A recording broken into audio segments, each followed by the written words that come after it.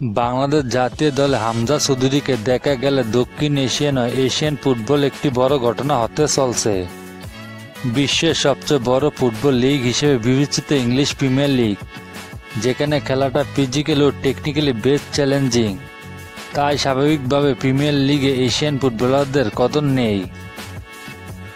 বর্তমান ইপিএল খেলছে মোট 7 জন এশিয়ান ফুটবলার। জাপানের সার কোরিয়ার আছে 2 জন অপর ফুটবলার, ইরানিয়ান মিডফিল্ডার সামান, অর্থাৎ তারা এশিয়ান এলিট 3 দেশের ফুটবলার। আগামী মৌসুমে লেস্টার সিটির হয়ে ইপিএল খেলবে হামজা। সেই সাথে সেপ্টেম্বর ফিফা উইন্ডোতে বাংলাদেশের জার্সিতে মাঠে নামবে। প্রক্রিয়াটি সফলভাবে সম্পূর্ণ হতে আর অল্প কিছুদিন সময় লাগবে। হামজা হতে যাচ্ছে এশিয়ান ফুটবলার অন্যতম বড় নাম। সেই সাথে বৈশ্বিক ও এশিয়ান ফুটবলে স্পটলাইট পেতে চলছে বাংলাদেশ।